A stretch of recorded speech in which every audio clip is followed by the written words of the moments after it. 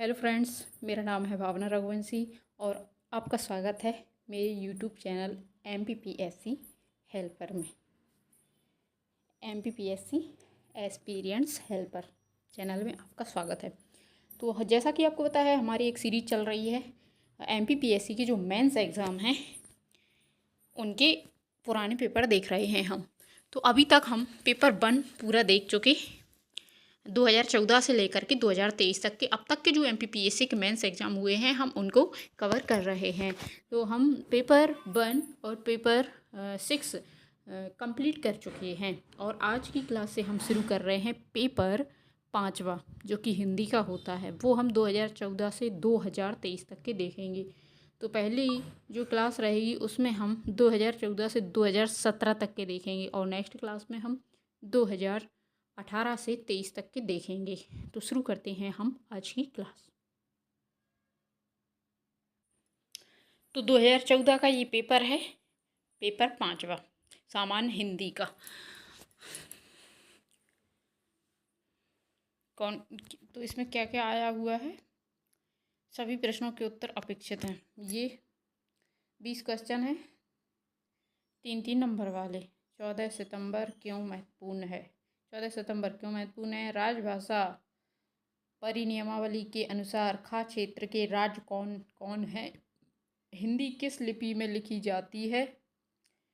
कृपया नाम बताइए। हिंदी की 3 मुख्य जनपदीय भाषाओं के नाम लिखिए। हिंदी की सबसे पुरानी जीवित साहित्य की पत्रिका का नाम एवं उसके प्रकाशन स्थल का नाम लिखिए। एक भारतीय आत्मा के काव्य का मुख्य प्रतिपाद्य बताइए।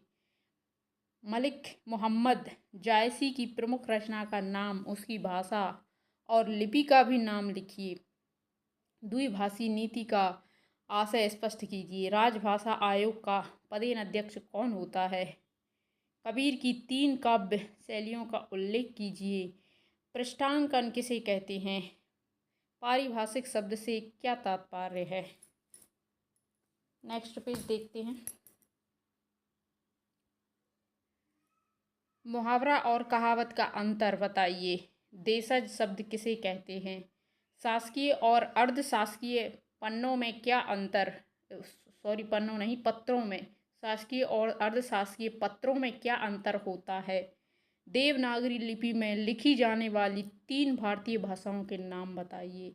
खड़ी बोली के पहले पूर्व में प्रचलित हिंदी कविता की भाषा का नाम बताइए। परित सरिस धर्म नहीं भाई किस कवि की पंक्ति है?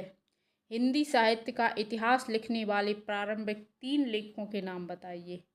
भारतवंशी बहुल विदेशों के 3 हिंदी लेखकों के नाम बताइए। और अब देखते हैं कि निम्नलिखित गद्यावतरण का हिंदी से अंग्रेजी में अनुवाद कीजिए। ये हिंदी गद्यांश है, इसका अनुवाद अंग्रेजी में करना है। और ये 3 नंबर पर है, निम्नलिखित अंग्रेजी गद्यावतरण का हिंदी में अनुवाद कीजिए। इस अंग्रेजी का हिंदी में करना है। और 4 पे क्या है? निम्नलिखित गद्यावतरण का 1/3 शब्दों में संक्षेपण कीजिए तथा रेखांकित पंक्तियों की व्याख्या अपने शब्दों में कीजिए। अथवा अगला देखते हैं। 5वीं पर टिप्पण लेखन और पृष्ठांकन का अंतर स्पष्ट करते हुए नमूने के रूप में दोनों के प्रारूप प्रस्तुत कीजिए। टिप्पण लेखन। प्रदेश के मुख्य सचिव के द्वारा जारी की जाने वाली इस अधिसूचना के प्रारूप प्रस्तुत कीजिए कि आगामी माह की 1 तारीख से राज्य सरकार के सभी कार्य राजभाषा हिंदी में होंगे। 6वें पर है, निम्नलिखित अंग्रेजी शब्दों में से किन्हीं 5 के हिंदी पारिभाषिक रूप लिखिए। अथवा निम्नलिखित शब्दों में से किन्हीं 5 के अंग्रेजी पारिभाषिक शब्द लिखिए। 7वीं पर है, निम्नलिखित मुहावरों कहावतों में से किन्हीं 5 का अर्थ बताते हुए वाक्यों में प्रयोग कीजिए। 8वीं पर है, निम्नलिखित में से किन्हीं 5 के उत्तर दीजिए। साधु उपदेश को संधि कीजिए। तदंतर शब्द का संधि विच्छेद कीजिए। पानीपत शब्द का तत्सम रूप बताइए। समश्रु शब्द का तद्भव शब्द बताइए। संभावना और आशंका के प्रयोग और अर्थ का अंतर स्पष्ट कीजिए। शिकारी शब्द के 3 पर्यायवाची लिखिए। लघिमा शब्द का विलोम लिखिए। हंस पद विराम चिन्ह का स्वरूप अंकित करते हुए बताइए कि इसका प्रयोग क्यों होता है। वज्रपाणी में कौन सा समास है। भक्ति शब्द में प्रयुक्त प्रत्यय बताइए। और नवीपेय राजभाषा के रूप में हिंदी का महत्व अथवा बेरोजगारी की समस्या, कारण और निवारण विषय पर लगभग 600 शब्दों में एक निबंध लिखिए। 10वें पर है शीघ्र ही संपन्न हुए किसी विश्व सम्मेलन का संक्षिप्त प्रतिवेदन जिसमें उसकी उपलब्धि सीमाओं का भी जिक्र हो, उसे लिखना है। सम्मेलन के बारे में, विश्व सम्मेलन, क्योंकि विश्व हिंदी सम्मेलन होता है। तो नेक्स्ट है 2015 का सामान्य हिंदी का पेपर 2015 का। तो 2015 में क्या आया हुआ वह देखते हैं हम।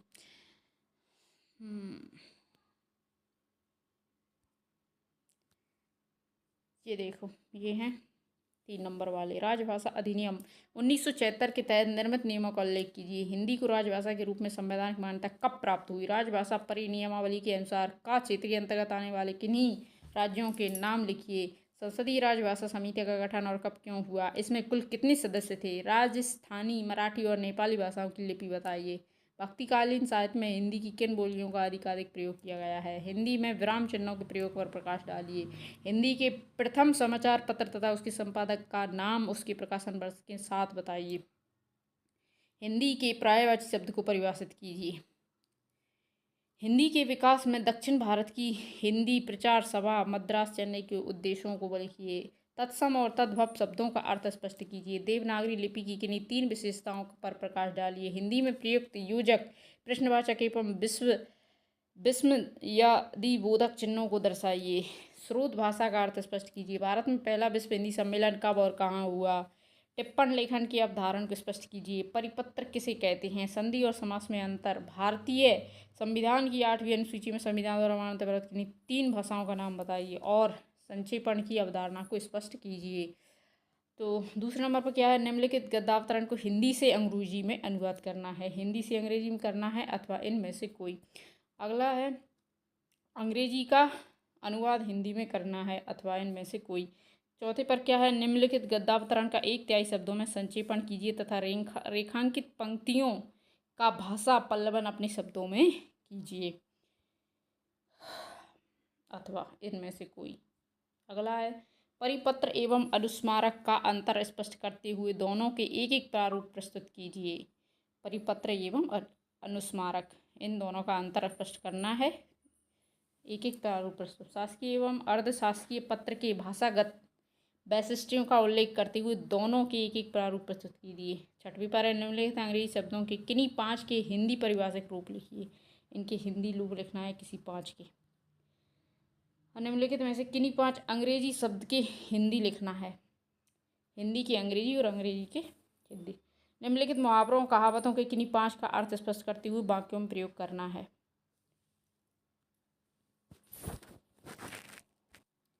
निम्नलिखित में से किन्हीं 5 के उत्तर दीजिए। चंद्र उदय की संधि कीजिए। धनुष्टंकार शब्द का संधि विकसित कीजिए। नीलकंठ शब्द में कौन सा समास है। 12मासा कौन सा समास है। आविर्भाव की विलोम शब्द बताइए। करपट तथा चालू का सदमा बताइए। ठाव तथा पहचान तद्भव शब्दों के तत्सम बताइए। पाणी भगणी, पाणी भगणी तथा कालकूट के 2 पर्यायवाची शब्द। लाघव विराम के चिन्ह का प्रयोग क्यों करते हैं, उदाहरण के साथ स्पष्ट कीजिए। अंजर पंजर किस प्रकार का शब्द है। निम्नलिखित गद्यांश के आधार पर नीचे लिखे प्रश्नों के उत्तर दीजिए। इसे पढ़कर इन प्रश्नों के उत्तर देना है अथवा इसे पढ़कर इसके उत्तर देना है। पुस्तक संग्रह के विश्वविख्यात जिनकी जन्म के बात करते थे, इनके उत्तर देना है गद्यांश पढ़कर। 2015 में वैश्विक स्तर पर संपन्न हुई किसी एक शिखर सम्मेलन का प्रतिवेदन प्रारूप कीजिए। अब 2016 का 5वां पेपर सामान्य हिंदी।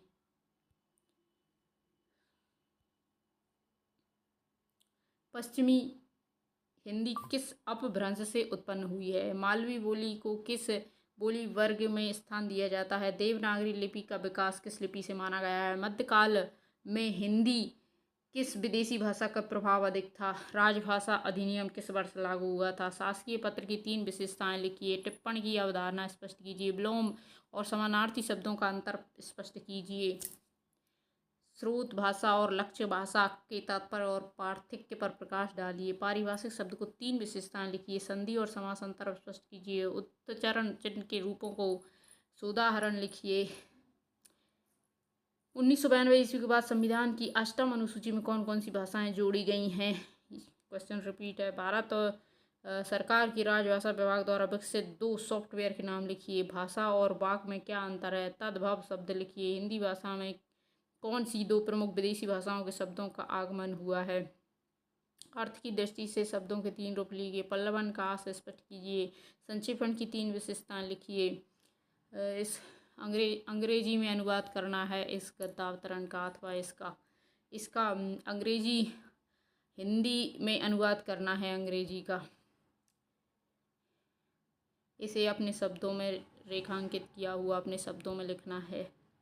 किन्हीं 5 के उत्तर देना है। सर्वोदय की संधि, महोत्सव शब्द का संधि विच्छेद, आजीवन में कौन सा समास है, शूद्र का समानार्थी शब्द लिखिए। पवित्र शब्द के 3 पर्यायवाची शब्द लिखिए। अर्वाचीन का विलोम शब्द लिखिए। कुल और कूल के अर्थ स्पष्ट कीजिए।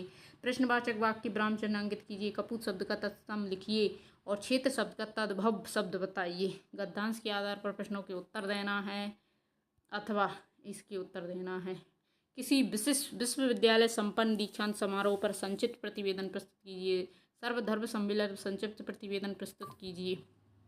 अब 2017 का, तो आज की क्लास का ये आखिरी पेपर, फिर हम नेक्स्ट क्लास में 2018 से 2023 के शामिल करेंगे। स्रोत भाषा और लक्ष्य भाषा का परिचय दीजिए। तद्भव शब्द का अर्थ समझाते हुए नृत्य, उष्ट्र, पुष्प और दुर्लभ शब्दों का तद्भव रूप लिखिए। कार्यलिपि भाषा के मुख्य गुण क्या क्या हैं? शब्द युग्म का तात्पर्य समझाइए। अर्ध परिभाषिक शब्द का तात्पर्य क्या है? अनुवादक के 3 गुण लिखिए। स्वर संधि का तात्पर्य क्या है? संज्ञा के कितने भेद और वे कौन कौन से हैं? उपसर्ग का तात्पर्य क्या है? हिंदी में मुख्य विराम चिन्ह कौन कौन से हैं? कारकों के अनुसार तत्पुरुष समास के कितने भेद हैं?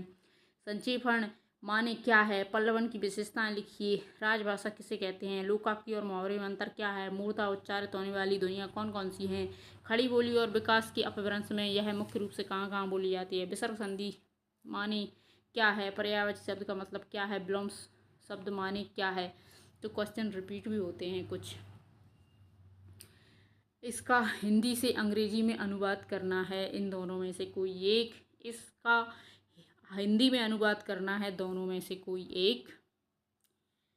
और इसे 1/3 शब्दों में संक्षेपण, रेखांकित पंक्तियों का भाव पल्लवन अपने शब्दों में करना है, दोनों में से कोई एक।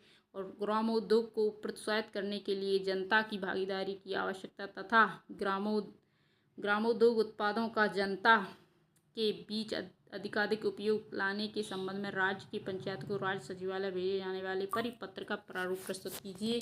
अथवा किसी सामाजिक कार्यकर्ता के पत्र के उत्तर में आदिवासी कल्याण विभाग द्वारा आदिवासियों के लिए किए गए प्रगतिशील कार्यों का विवरण देते हुए अर्थशास्त्रीय पत्र का प्रारूप कीजिए। और इसमें अंग्रेजी शब्दों में से किन्हीं 5 के हिंदी पारिभाषिक रूप लिखना है, अथवा इसमें से, अथवा या तो हिंदी के अंग्रेजी में लिखना है। मुहावरे और कहावतों में से किन्हीं 5 का अर्थ स्पष्ट रूप वाक्यों में प्रयोग करना है। और इनमें से किन्हीं 5 के उत्तर देना है। परम धन अर्थ की संधि कीजिए। महेंद्र का संधि विकसित कीजिए। यथा शक्ति में कौन सा समास है? समीप का समानार्थी शब्द लिखिए। कमल शब्द के 3 पर्यायवाची लिखिए। उच्च वर्ग का विलोम शब्द लिखिए। जलद और जलज का अर्थ स्पष्ट कीजिए। अर्ध विराम चिन्ह को अंकित कीजिए। दूध का तत्सम लिखिए। हस्त शब्द का तद्भव शब्द लिखिए। और इस गद्यांश के आधार पर प्रश्नों के उत्तर देना है पढ़कर, अथवा इसे पढ़कर इनके आंसर देना है। किसी राष्ट्रीय फिल्मोत्सव उद्घाटन समारोह पर संक्षिप्त प्रतिवेदन प्रस्तुत कीजिए, अथवा विश्व हिंदी सम्मेलन का संक्षिप्त प्रतिवेदन प्रस्तुत कीजिए। ये रिपीट हो रहा है बार बार। तो ये थे 2017 तक के। नेक्स्ट क्लास में हम 2018 से 2023 तक के हिंदी का 5वां पेपर लेकर आएंगे। तो थैंक यू दोस्तों। आपको पेपर 1 और पेपर 6 देखना है 2014 से 2023 तक का, तो प्ले लिस्ट में डले हुए हैं। और फिर इसके बाद में हम पेपर 4, 3 और 2 भी लेकर आएंगे। तो थैंक यू दोस्तों।